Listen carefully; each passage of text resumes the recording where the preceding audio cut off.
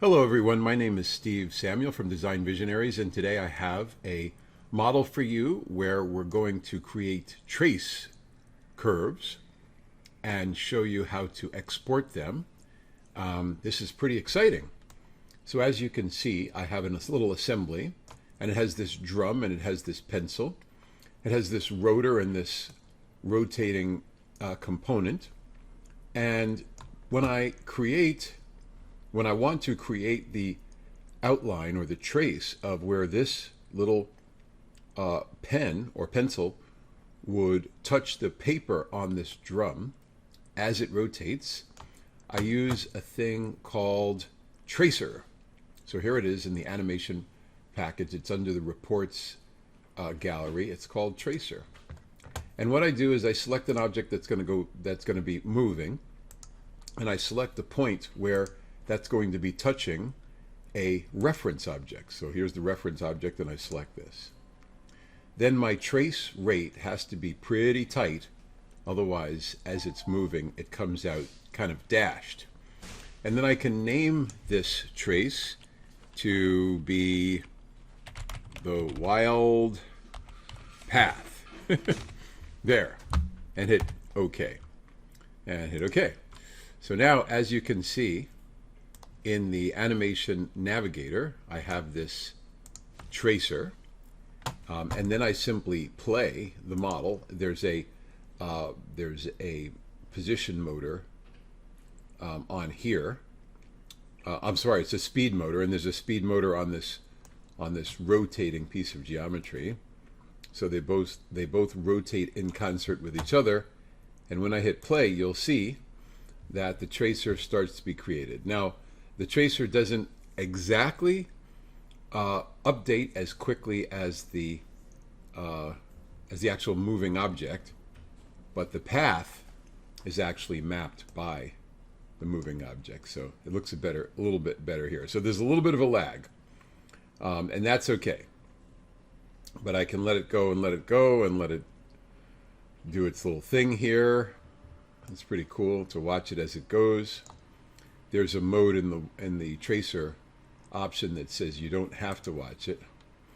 So now, as you can see, it's finished with its full path, and that's really cool. And so now I want to save that as an actual curve. Well, one of the easiest ways to do that is to say View, Move to Layer, select the piece of curve geometry, and put it on layer 2, let's say. Okay, and then I can say layer settings and make 2 the work layer.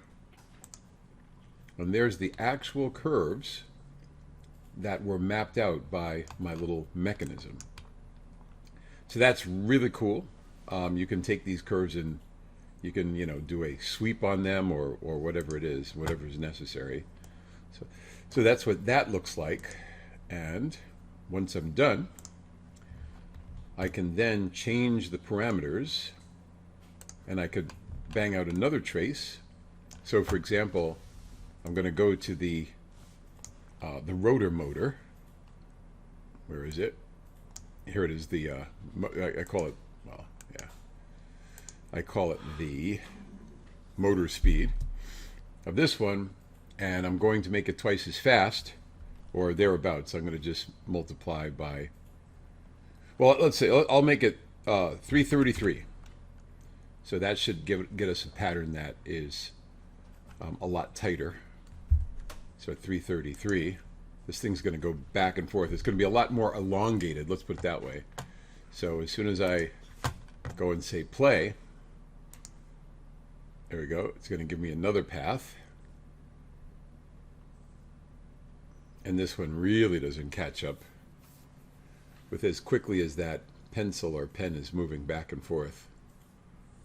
So it's pretty neat, but it's radically different than the other one I did. And I'm going to let it go until it catches up with itself. Oh, see, so it missed right here. And that's because the numbers aren't as well behaved as my previous numbers. But as you can see, it's almost ready to finish.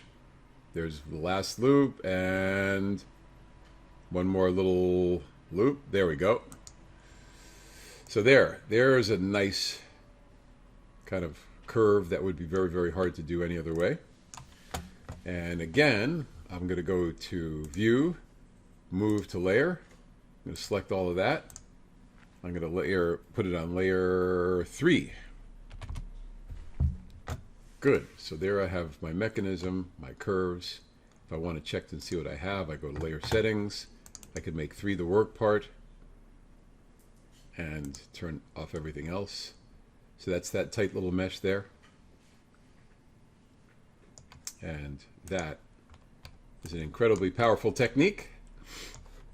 Again, my name's Steve Samuel from Design Visionaries, and I hope you enjoyed watching this little video as much as I've enjoyed creating it for you. Thanks again. Please like and subscribe. Ring the little bell, and I'll see you online next time. Thanks again.